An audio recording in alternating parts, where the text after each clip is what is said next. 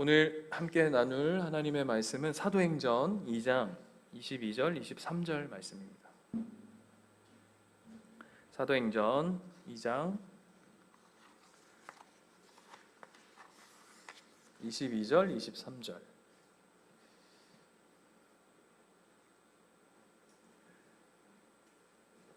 짧은 두 절인데요. 다 찾으셨죠? 우리 한 목소리로 같이 한번 읽도록 하겠습니다. 같이 읽겠습니다. 시작. 이스라엘 사람들아, 이 말을 들으라. 너희도 아는 바와 같이 하나님께서 나사렛 예수로 큰 권능과 기사와 표적을 너희 가운데서 베푸사 너희 앞에서 그를 증언하셨느니라. 그가 하나님께서 정하신 뜻과 미리 아신 대로 내준 바 되었거늘 너희가 법 없는 자들의 손을 빌려 못 박아 죽었으나. 아멘.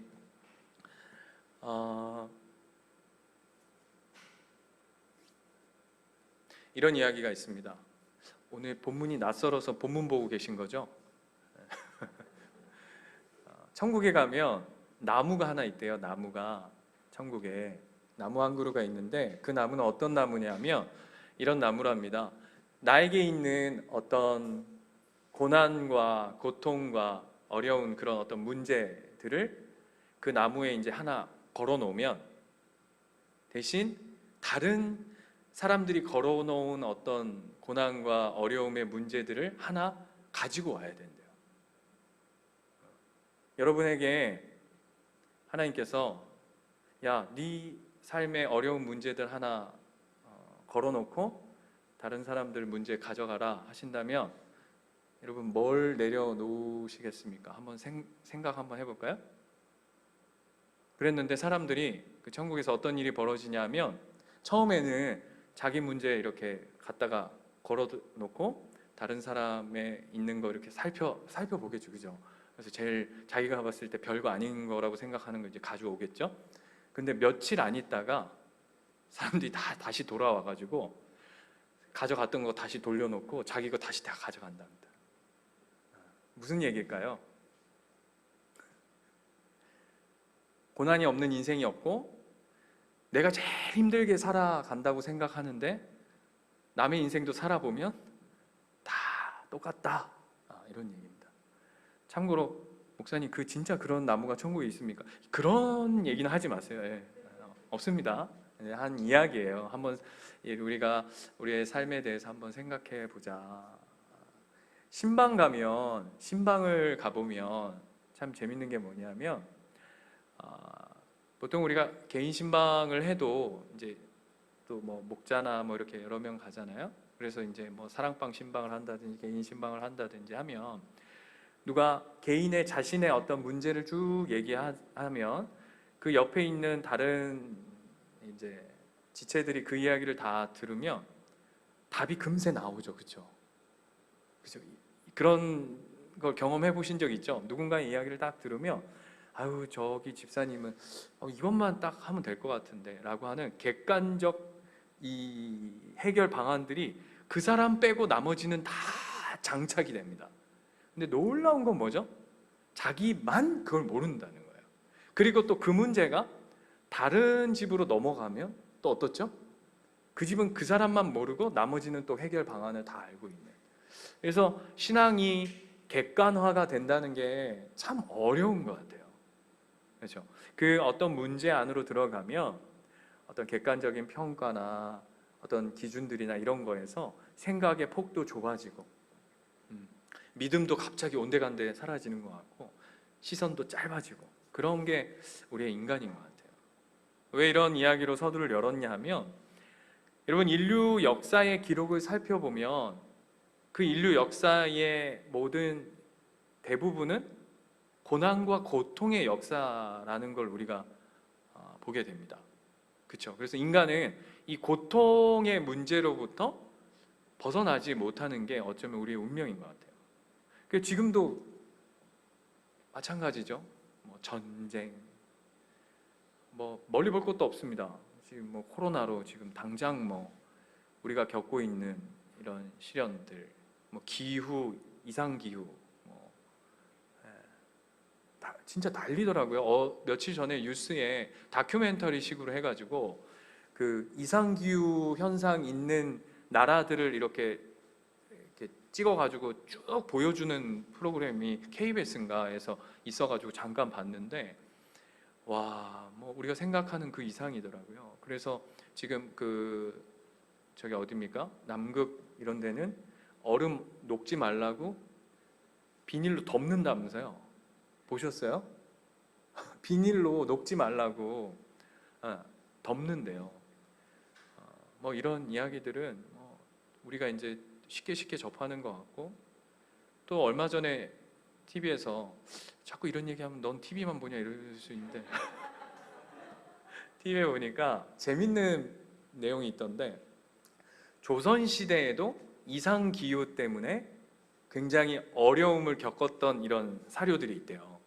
그러니까 이제 이 인생의 인간이 이 땅 가운데 출발한 역사 속에 이 고난의 문제는 그게 자연이든 개인적인 일이든 관계의 문제든 어떤 상황들이든 이게 해결되지 않고 이 인간 사이에 늘 함께 하고 있다는 것을 보게 됩니다. 질문은 인간의 역사 속에 왜 이런 고난의 역사가 함께 할 수밖에 없죠? 예? 왜 함께 할 수밖에 없죠?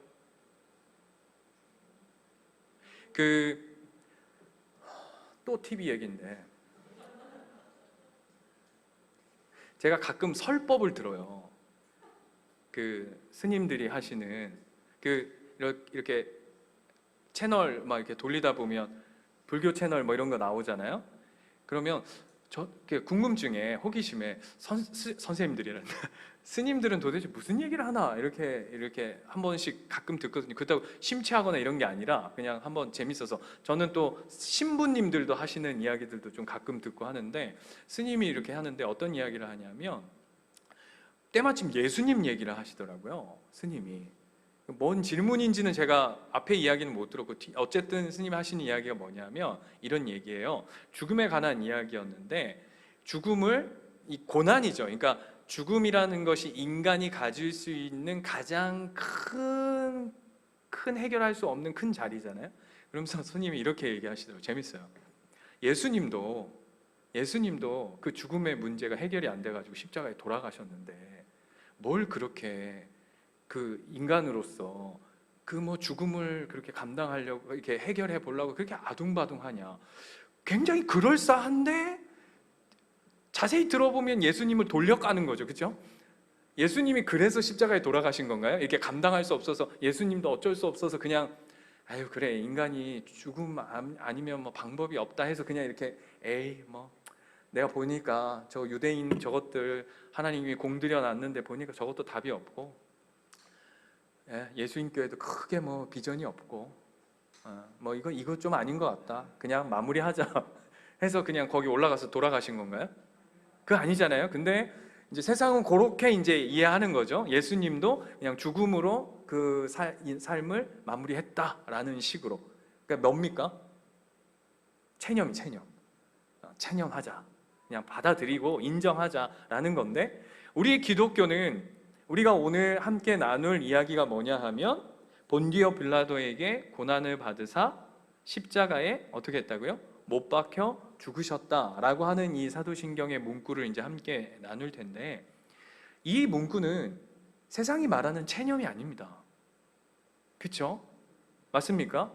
그래서 이 사도신경의 신앙 고백 안에 담겨져 있는 그 시작이, 자 보세요. 본디오 빌라도에게 고난을 당하사라고 하는데 그 시작부터가 뭘로 연결되어져 가고 있냐 하면 고난의 문제예요. 아까 우리가 서두에 이야기한 것처럼 인간이라는 존재는 고난의 문제와 뗄래야 뗄 수 없는 이 깊은 관계를 가지고 있어요. 왜냐하면 성경은 그 인간의 고난은 우리가 그냥 체념하고 받아들여야 할 문제가 아니라, 성경은 뭐라고 지적하고 있냐면 죄의 문제라고 얘기하고 있거든요.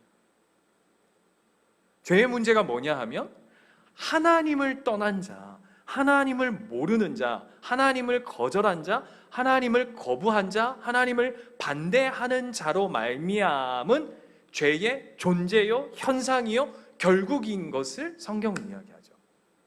이해되십니까? 그러면 세상이 말하는 고난, 그거는 인간으로서 살아가면서 받아들일 수밖에 없다라고 하는 그런 체념의 문제가 아니라, 우리는 그 고난의 문제를 다른 각도로, 성경이 이야기하는 것의 각도로 우리는 들여다봐야 할 것이에요. 그런 의미에서 오늘 본디오 빌라도에게 고난을 받으사 십자가에 못 박혀 죽으시고, 그리고 우리 성경의 한글 성경에서는 생략되어 있지만 예수님께서 지옥에 내려가셨다라고 하는 내용은 우리 한글 성경에만 없지, 다른 버전에는 다 있는 거 제가 요한계시록 하면서 한번 말씀드렸었는데 기억하실지 모르겠어요. 그 내용이 있어요. 그런데 그 오늘 시작을 예수 그리스도의 삶 가운데도 드리워진 그 고난의 이야기의 그 시작을 뭘로 이야기하고 있냐면 바로 본디오 빌라도에게 고난을 당하셨다라고 얘기합니다. 본디오 빌라도는 도대체 뭔 죄가 있습니까? 여러분, 본디오 빌라도는 사복음서를 통해서 우리가 살펴보면 본디오 빌라도가 한번 여러분 입술로 한번 마음으로 한번 대답해 보세요. 본디오 빌라도가 죽였습니까? 예? 본디오 빌라도는 뭐라고 얘기했죠? 유대인들에게 야, 내가 아무리 봐도 이 사람은 큰 죄가 없다, 뭐 그만큼 죽을 정도는 아닌 것 같고, 이렇게 표현해서 죄송해요. 그냥 말 안 듣거든. 대충 좀 겁박도 좀 하고, 좀 이렇게 고문도 좀 하고 때리고 이렇게 해서 말 좀 잘 듣게 해서 달래서 돌려보낼 정도지 뭘 그 사람을 그렇게 죽일 필요가 있냐 했는데, 그 말을 유대인들이 받아들이지 않죠. 네, 막 난리가 나죠. 그래가지고는 뭐라고 합니까? 나는 여기하고는 큰 상관없으니까 니들이 그냥 알아서 해라 하고는 내어줬다라는 표현을 씁니다. 그죠? 그래가지고는 못 박혀 죽습니다. 그러면 이 사도신경, 여러분 보세요. 사도신경을 우리나라만 외우나요? 온 세상이 사도신경을 외웁니다. 그럼 사도신경을 외울 때마다 등장하는 인물이 누구냐 하면 본디오 빌라도입니다. 이 어디가 있는지 뭐 지옥 가 있겠죠, 그렇죠? 이거 뭐 이렇게 억울할 때가 있어요. 예? 예수 이름만 나오면 빌라도. 그러면 아마 지옥에서 아니 난 답답해 죽겠네, 난 잘못한 게 없는데 왜 내 이름을 거기다 넣어가지고 왜 이런 억울함을 당하게 하냐라고 빌라도는 얘기할 수 있으나, 오늘 사도신경의 신앙 고백서 안에 본디오 빌라도라고 하는 이름을 거명한 데는 여러 가지 이유가 있습니다. 그 이유의 첫 번째는 이거예요.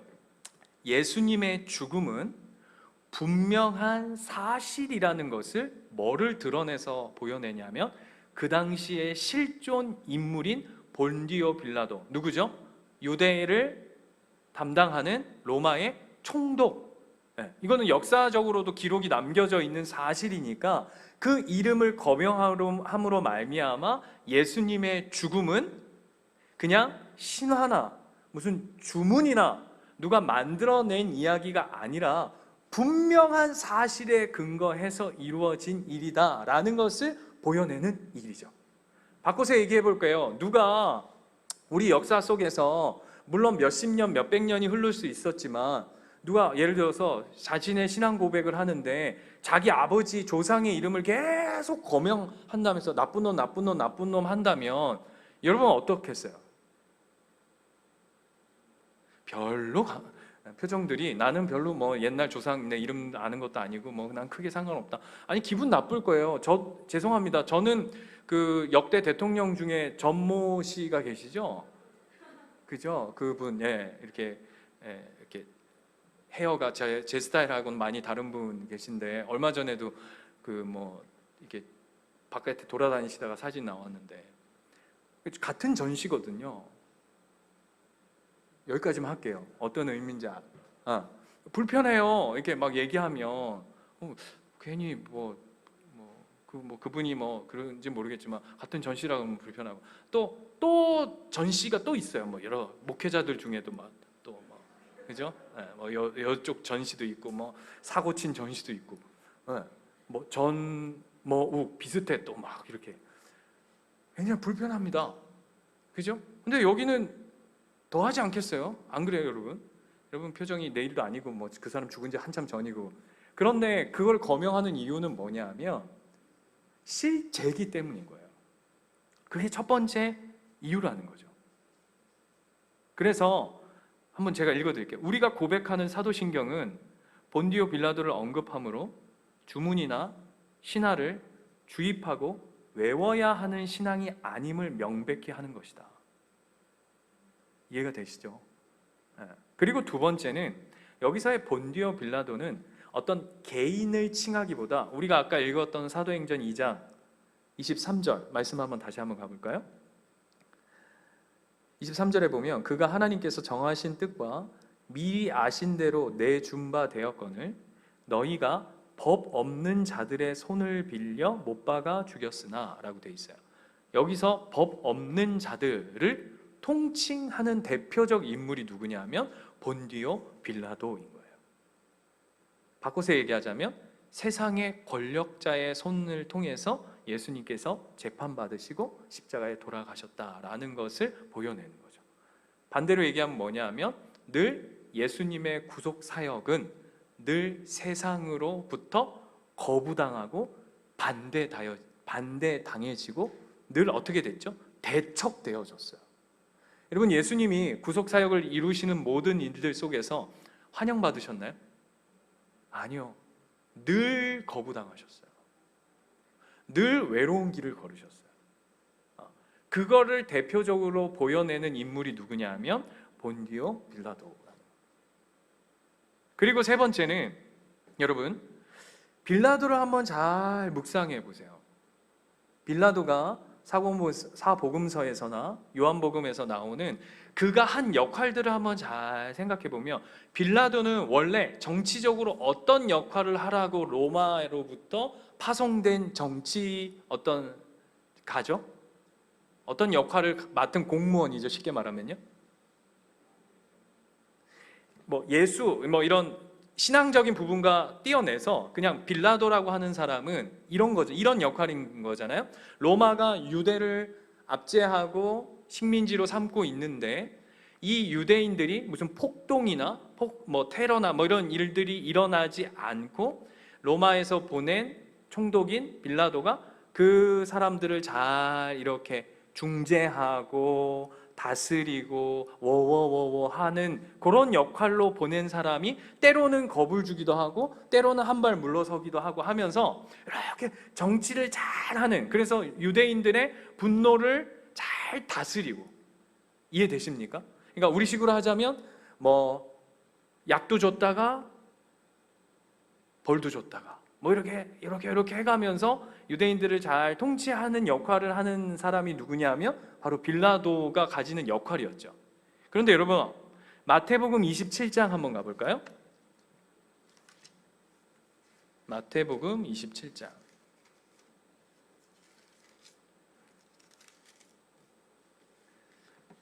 빌라도라고 하는 사람을 우리가 한번 잘 생각해 봅시다.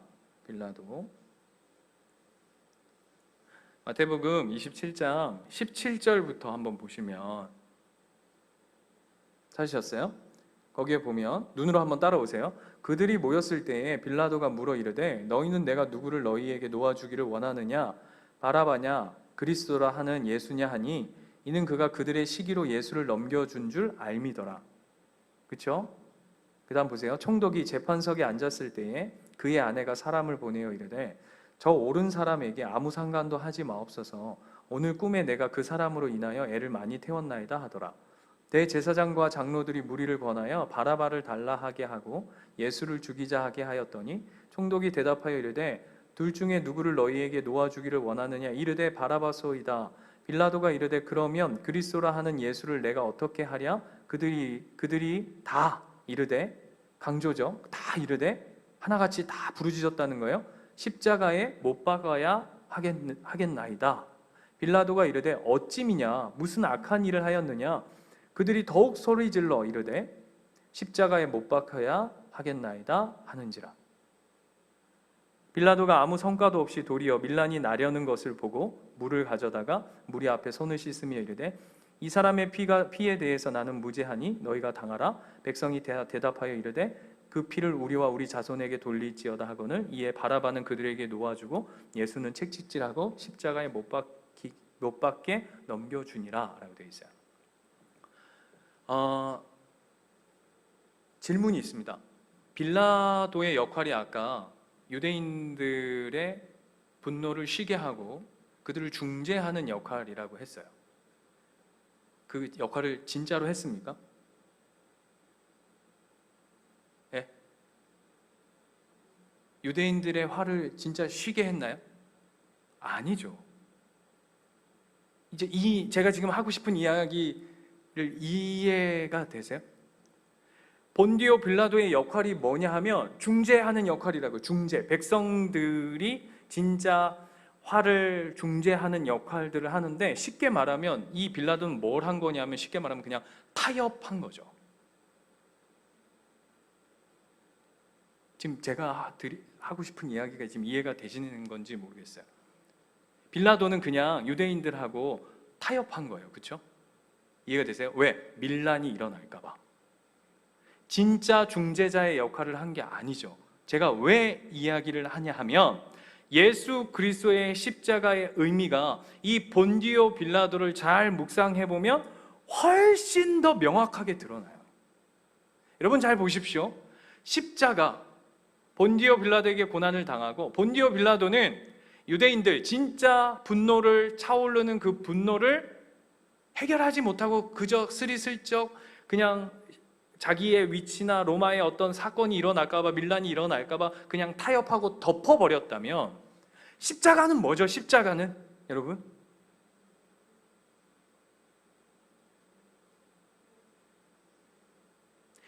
진짜 하나님의 백성, 그러니까 분노가 뭐예요? 분노, 죄죠, 죄.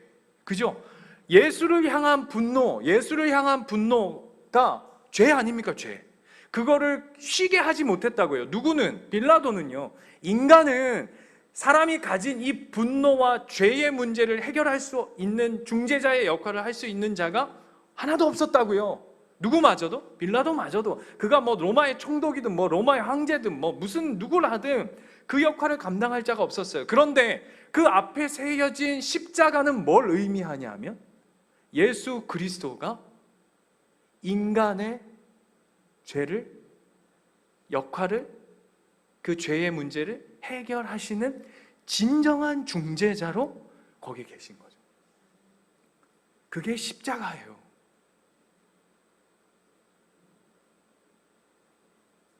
여러분, 그래서 신앙생활을 하다가 트러블이 일어날 수 있어요. 그죠? 분노가 일어날 수 있어요. 저 집사 왜 저러지? 하는 어떤 갈등이 생길 수 있어요. 그때마다 뭘 기억해야 할까요? 우리 믿는 자로서 십자가인 거예요. 왜요? 너도 이 십자가의 문제가 아니면 그 분노, 그 고난의 문제, 그 어떤 것을 해결받을 수 없는 존재이기에 예수 십자가가 붙들지 않으면, 예수 십자가가 우리 안에 세워지지 않으면 난 아무것도 아닙니다 라는 것을 고백하는 자리, 그게 십자가예요. 제가 이렇게 써왔어요. 세상은 예수를 범죄자 취급했어요. 그죠? 그래서 십자가에 매단 거 아닙니까? 범죄자. 어떤 범죄자? 바라바보다도 못한 범죄자라고 취급한 거죠. 이해가 되십니까? 야, 누구를 내려줄까? 누구를 보내줄까? 누구를 용서할까? 그랬더니 그 앞에 수많은 유대인들이 하나같이 뭐라 그랬냐면 바라바를 살려주시고 예수를 못 박으소서. 반대로 얘기하면 뭐죠? 예수를 어떤 범법자로 취급했냐면 이 바라바보다도, 이 도둑놈 바라바보다도 못한 것으로 취급당했죠. 그런 예수님이 우리에게 어떻게 찾아오셨냐면 예수님은 하나님과 인간 사이를 회복하는 중재자로 그리고 희생 제물로 우리 가운데 십자가의 저주를 끊어내신. 여러분, 아까 우리가 서두에 이런 이야기를 했어요. 우리 인간은 이 고난의 문제와 뗄래야 뗄 수 없는 관계를 가지고 있다. 근데 이걸 해결할 수 있는 유일한 방법이 뭡니까? 지금 여태 시큰 얘기했는데 이 우리 인생의 고난의 문제를 해결할 수 있는 유일한 방법이 뭐죠? 십자가예요. 십자가예요. 그 얘기하는 거예요. 바꿔서 얘기하면 무슨 얘기인지 아세요? 부모가 자기 힘든 것보다 더 힘든 게 뭐냐면 자식이 힘든 거 이거 못 보잖아요. 그죠? 하나님이 인간이 고난 가운데 살아가는 그 꼴을 못 보셔서 예수님을 이 땅 가운데 독생자이신 예수 그리스도를, 아니 하나님 그분이 이 땅 가운데 스스로 내려오셔서 우리를 위해 십자가를 지셨다. 그게 오늘 본디오 빌라도에게 고난을 받으사 십자가에 못 박혀 죽으시고 라고 하는 그 고백에 담겨진 첫 번째 의미예요. 그래서 결론이 이거죠. 하나님이 우리의 그 고통을 짊어지시러 오셨다. 그 이야기입니다. 그런데 그 앞에 뭘 깔아놓는 거죠? 본디오 빌라도. 이 본디오 빌라도가 우리한테 뭘 묘사하고 있는가를 들어보라고 하는 거죠. 그리고는 두 번째, 예수님의 십자가의 죽음에 관해서 우리가 좀 더 자세히 살펴보면요, 여러분, 이 십자가 사건, 우리는 예수님의 고통, 고난 그러면 어디에만 포커스가 딱 맞춰져 있냐 하면 예수님은 태어나시면서부터 고난 아니었습니까? 그렇잖아요, 여러분. 어디에 태어나셨죠? 그 짐승의 밥통 위에 태어나신 거잖아요. 그렇죠? 이미 시작부터가 고난이셨어요. 그래서 예수님 그런 말씀 하시잖아요. 야, 여우도 굴이 있고, 그 다음 뭡니까? 예? 머리 둘 곳이 없다 하시잖아요. 그러니까 뭐 예수님은 육체적으로도 고통당하셔, 심적으로도 제자들 3년 반 동안 애지중지 해놓은 것들한테 온통 배신당해. 그런데 우리의 예수님에 대한 고난의 이해는 뭐 하나로만 다 압축되어져 있냐면 십자가의 사건으로 다 압축되어 있었어요. 물론 그게 나쁘다라고 얘기하는 건 아닙니다. 그런데 제가 왜 이 얘기를 하냐면 십자가는 우리가 생각하는 것보다 훨씬 잔혹하고 훨씬 심각합니다. 왜냐하면 여러분, 십자가형 있죠? 십자가형. 십자가를 들고 왔어야 되는데 십자가형은 목적이 두 가지예요. 뭘까요? 첫 번째, 극심한 고통입니다. 그러니까 중범죄자들을 죽이는 게 십자가형이에요. 그러니까 너무 고통이 극심하게 하는 게, 그러니까 누가 만들어낸 형틀이죠? 로마가 유대인들을 통치하기 위해서 만들어낸 십자가 형틀 아닙니까? 그러면 어떻게 해야 되겠어요? 굉장히 잔인하고 잔혹하고 저거 걸리면 죽겠구나 할 정도로 보여줘야 하는 게 십자가 형틀이거든요. 그러니까 우리는 요거는 이해를 잘해요. 그만큼 우리가 뭐 패션 오브 크라이스트나 이런 거 보면은 막 진짜 막 눈 뜨고 못 보잖아요. 막 거의 예수님 올라가시기 전부터, 죄송해요 이렇게 표현해서, 거의 만신창이가 돼서 올라가시잖아요. 살이 막 다 뜯겨지고. 그리고는 두 번째는 뭐죠? 십자가 형틀의 목적이 있는데 두 번째가 뭐냐면 전시 효과예요. 여러분 생각해 보세요.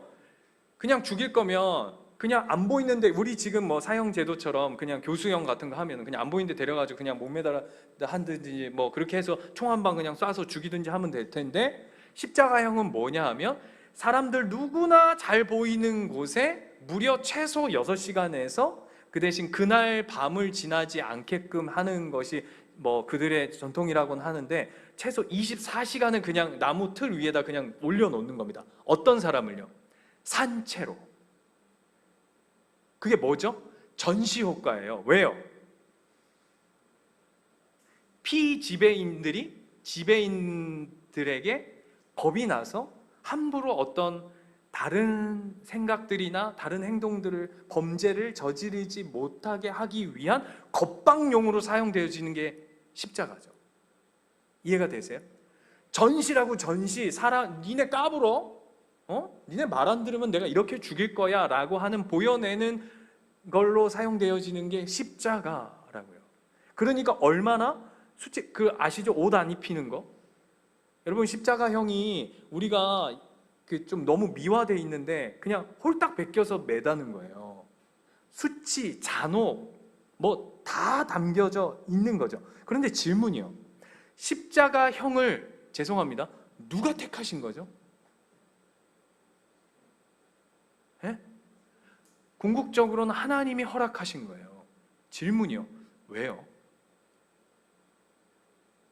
이 사건은요, 그냥 야 보자, 아들 보냈는데 아들을 대속 제물로 받으셔야 이 어떤 사건이 해결된다 그러면 여러분 어떤 걸 택하시겠어요? 예? 여러분이 부모인데 이 좋은 예는 아니다. 우리 애를 어떤 희생해야 된다고 한다면 어떻게 해야 돼? 어떻게 하는 게 제일 깔끔하죠? 예? 집생 웃을 일이 아닌데. 어떻게 하면 제일 깔끔해요? 그냥 고통 없이 그냥 한 큐에 보내는 게 정확하죠? 그냥 빠르죠? 고통 없이. 그런데 하나님이 예수님 독생자 아들을 십자가형을 허락하신 이유가 뭘까요? 자, 신명기 가보세요. 신명기 21장. 이 이야기를 하고 싶어서 이렇게 앞을 질질 끈 거예요. 21장 22절. 신명기 21장 22절.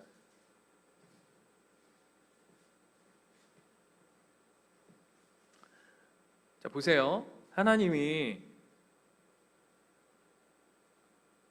이미 예표하고 있는 부분들이 있어요. 그게 뭐냐 하면 이렇게 얘기하세요. 사람이 만일 죽을 죄를 범함으로 내가 그를 죽여 나무 위에 달거든. 그 다음 보세요. 그 시체를 나무 위에 밤새도록 두지 말고 그날에 장사하여 내 하나님 여호와께서 내 기업으로 주시는 땅을 더럽히지 말라. 나무에 달린 자는 하나님께 저주를 받았습니다. 나무에 달린 자가 상징하는 게 뭐라고요? 하나님께 저주받은 자래요.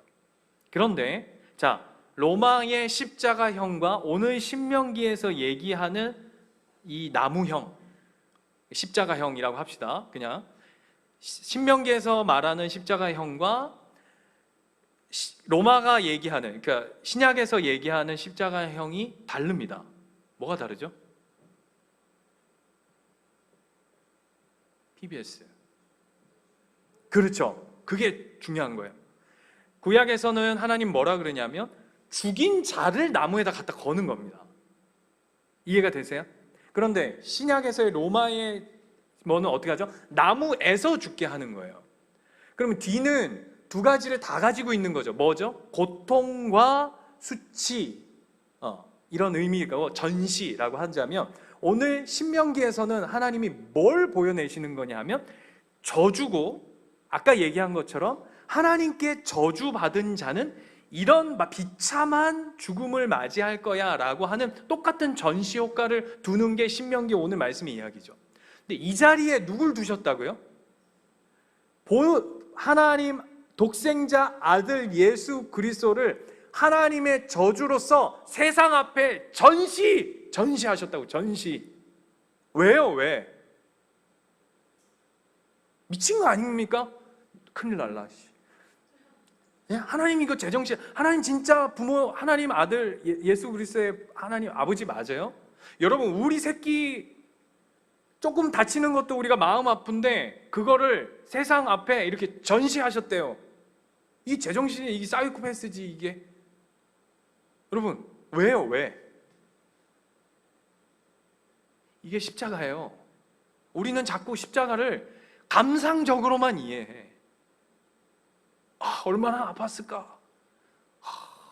아니요. 하나님이 얼마나 세상 앞에 이렇게 자기 아들을 갈기갈기 찢어발겨서 저주를 쏟아부어서 세상 앞에 전시해 놓을 정도로 이렇게 하시는 이유가 뭔지 아세요? 그만큼 죄를 싫어하신다는 거예요. 얘들아, 네가 말하는 그 고난, 네가 말하는 그런 분노, 네가 그토록 좋아하는 그 죄악된 삶의 그 끈적끈적한 탐욕과 죄악성을 난 이토록 진절머리 나게 싫어한단다 라고 보여내는 게 바로 십자가형이에요. 이게 십자가예요. 그런데 또 반대 하나가 있죠. 그렇게 싫어하지만 그 십자가에 달린 예수 그리스도만이 하나님의 그 진노와 심판을 쉬게 하실 수 있는 거예요. 아까 제가 빌라도는 유대인들의 눈치를 살피고 로마의 눈치를 살피느라고 자기는 이것도 아니고 저것도 아니고 그냥 타협하고 그냥 그 사건을 그냥 덮는 걸로 끝났다면, 예수님은 인간의 죄도 해결하시고 하나님의 진노도 해결하시는 중재자로서, 진정한 중재자로서 무슨 역할을 하신 거냐면 십자가를 감당하신 거예요. 그게 오늘 이야기예요. 이게 왜 중요하냐? 이 안에는 저와 여러분이 해당되어지니까.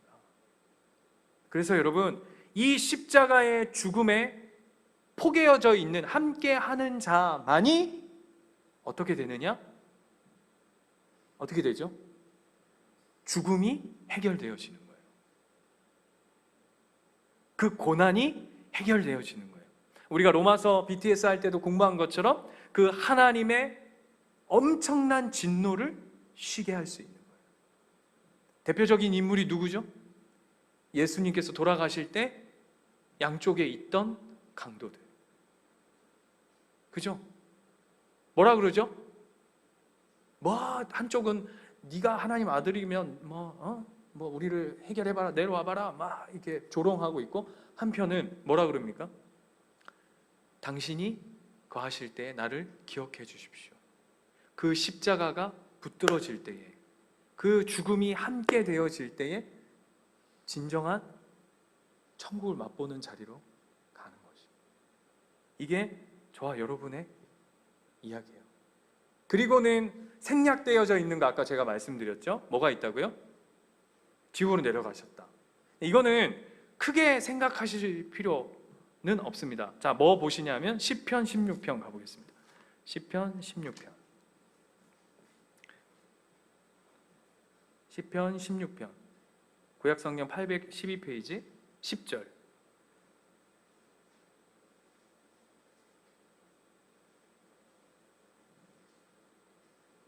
하셨습니까? 10절 같이 한번 읽겠습니다. 시작. 이는 주께서 내 영혼을 스월에 버리지 아니하시며 주의 거룩한 자를 멸망시키지 아닐 것임이니라.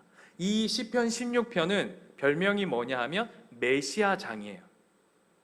그러니까 다윗이 쓴 시지만 이 시에 그 누구를 상징하냐 하면 예수 그리스도, 메시아를 상징하는 장. 그래서 시편에는 수많은 메시아 장이 있는데 대표적으로 16장이 메시아 장인데, 여기서 내 영혼을 스월에 버리지 아니하시며 주께서 얘기하시며, 그러니까 예수님이 지옥에 내려가셨다라는 것은 두 가지 의미인데 이런 의미를 가지고 있습니다. 내 백성이 지옥에 내려가 있는 형편이라도 예수 그리스도께서는 그 지옥 백성을 건져내신다라는 하나님의 능력과 힘에 관한 표현이라면, 또 두 번째, 이거는 이런 표현을 가지고 있어요. 지옥마저도 예수를 가둘 수 없다. 이 말의 의미를 이해하시겠어요? 예수님께서 지옥에 내려가셨다는 건 여러 의미들이 있어요. 그쪽에 가서 예수님의 승리를 선포하셨다, 이런 여러 의미들이 있는데 우리가 붙잡아야 할 건 딱 두 가지입니다.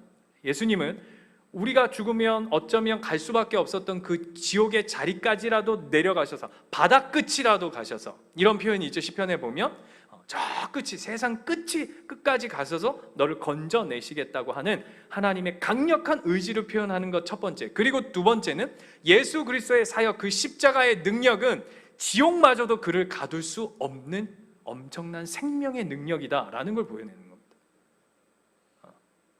그러니까 크게 크게 왜 우리나라 사도신경에는 이게 왜 생략되어 있을까?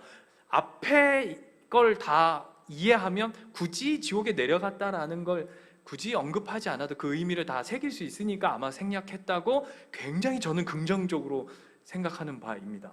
그랜저인지는 모르겠어요. 아무튼 이렇게 생략되어져 있는데 지옥에 가셨다라는 의미는 그런 의미예요. 근데 그렇게 생각하시면 안 돼요. 예수님도 돌아가시니까 지옥에 끌려갔다 오시는구나. 이거 아니라고요. 이해되시죠? 승리 선포하시는 부분들이다. 그래서 진정한 승리를 맛보게 된 것이다 라는 겁니다. 자, 이렇게 질문할 수 있습니다. 서두에 이렇게 시작했어요.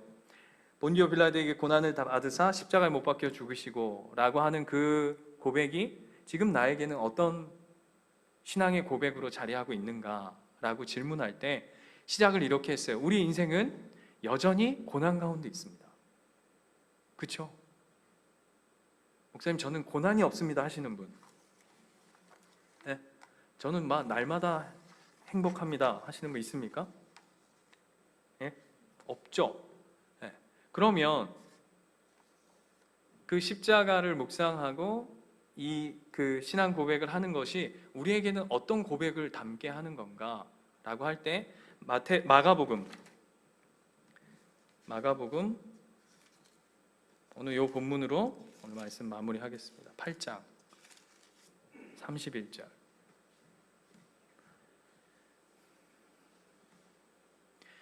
내가 진짜 우리가 십자가를 정확히 이해했는가를 내가 입술로만 본디오 빌라도에게 고난을 받으사 십자가에 못 박혀 죽으셨다라고 고백하지만 그게 그냥 머리로만 입술로만 고백하는 것인지 아니면 진짜 내가 예수를 믿는 자로서 십자가를 정확하게 이해하고 있는지 뭘로 확인할 수 있냐면 오늘 이 본문으로 확인할 수 있는 거예요. 보세요. 31절에 인자가 많은 고난을 받고 장로들과 대제사장들과 서기관들에게 버림받아 죽임을 당하고 사흘 만에 살아나야 할 것을 비로소 그들에게, 누구냐면 제자들에게 가르치셨어요. 그래 32절에 드러내놓고 이 말씀을 하시니 베드로가, 이 베드로는 누구냐 하면 이렇게 이해하시면 됩니다. 거기다 자기 이름 넣으면 돼요. 베시가 특별히, 베시 아저씨 이 제자가 특별해서 하는 얘기가 아니라 우리 이야기인 거예요. 이렇게 얘기하는 거죠. 예수를 붙들고 항변함에 이렇게 표현해 볼까요? 하나님, 내가 하나님 당신 믿잖아요.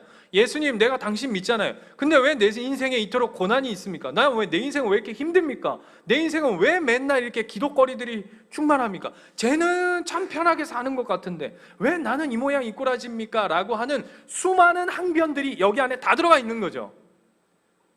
이해가 되세요? 바꿔서 얘기해 볼까요? 베드로가 십자가가 뭔지 이해를 못한 거예요. 그랬더니 예수님이 뭐라 그러시죠? 예수께서 돌이켜 제자들을 보시며 베드로를 꾸짖어 이르시되 사탄아 내 뒤로 물러가라. 내가 하나님의 일을 생각하지 않고 도리어 사람의 일을 생각하는도다. 뭐라고요? 십자가를 이해하지 못한 자에 대해서 예수님이 뭐라 그러시냐면 사탄아 뒤로 물러가라. 죽으면 안 됩니다. 예수님 돌아가시면 안 됩니다. 뭡니까? 십자가를 이해를 못하는 거예요. 그 다음 보세요. 그 다음 이제 우리한테 하는 이야기입니다. 우리도 얘기한다고요. 나는 십자가를 압니다. 나는 복음을 압니다. 나는 믿음을 압니다. 나는 예수를 압니다. 나는 하나님을 압니다. 라고 얘기하면서 진정한 십자가를 모르는 자에게 예수님이 이렇게 얘기하신다고요. 무리와 제자들을 불러 이르시되 신우가 누구든지 나를 따라오려거든 자기를 부인하고 자기 십자가를 지고 나를 따를 것이니라. 얘야, 십자가를 지지 않으려 하는 게 네 인생이 아니다. 고난이 없는 게 네 인생이 아니야. 고난을 피해가는 게 행복이 아니야. 평탄하게 사는 것, 세상 사람들처럼 사는 것이, 예수님 십자가 지시면 안 됩니다. 왜 예수님이 십자가를 지십니까? 그토록 수많은 힘과 능력과, 우리가 아까 사도행전 2장 22절 23절의 말씀처럼 수많은 권능과 수많은 이적을 행하셨는데 그건 도대체 어디다 써먹으려고 그러십니까? 이럴 때 쓰셔야죠 라고 얘기하는 베드로 아닙니까? 여러분, 누굴 닮아 있습니까? 우리를 너무 많이 닮아 있어요. 베드로여서가 아니라 우리 이야기 아닙니까? 하나님 돈은 뒀다가 언제 쓰시려고 그럽니까? 라고 하는 수많은 항변들 앞에 예수님이 이렇게 얘기하신다고요. 누구든지 나를 따라오려거든 자기를 부인하고 자기 십자가를 지고 나를 따를 것이라고요. 바꿔서 얘기할까요? 너 평생 네 인생의 고난을 따라. 그런데 그 고난을 어떻게 사는 거냐면 내 예수께로 가지고 짊어지고 오는 거야.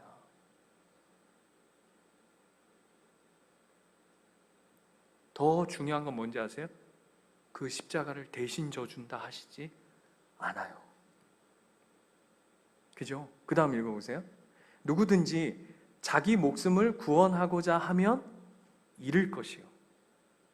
누구든지 나와 복음을 위하여 자기 목숨을 잃으면 구원하리라. 하나님 앞에 하나님 나 평안하게 살게 해주세요. 고난 좀 치워주세요 라고 하는 게 아니라 우리의 평생 우리에게 허락된 그 고난의 삶 속에서 그 자기 십자가를 지고 예수를 따르는 삶을 사는 것입니다. 왜요? 하나님 난 좀 순탄하고 싶어요. 문제가 없으면 좋겠어요. 고난이 없으면 좋겠어요. 은혜로 가면 좋겠어요. 예수님 뭐라 하신다고요? 사탄아 물러가라 하신다고요. 그런 길은 없다. 그런 길은 없어. 본디오 빌라도에게 예수님도 고난을 받으사 십자가에 못 박혀 죽으셨대요. 우리는 그 예수님을 믿는 그 예수님의 사람들이에요. 그래서 우리 교회는 예수인 교회 아닙니까? 표정들이 왜 이러시죠? 우리는 달라야 돼요. 누구보다 달라야 돼요. 왜? 예수인 교회 성도니까. 그러면 이 고백이 우리의 고백이 돼야 돼요. 누구든지 나를 따라오려거든 자기를 부인하고 자기 십자가를 지고 예수 그리스도를 따르는 삶. 이거 하자고요. 이거 하자고요. 아파요. 나를 부인하고 내 십자가를 지는 게 참 힘들어요. 근데 예수님 뭐라 하시냐면 그게 사는 길이다. 이 길에 우리 함께 힘들고 어렵지만 손 붙잡고 서로 격려하고 응원하고 기도하고 달려가는 우리네 삶이 되시기를 축복하고 축원합니다.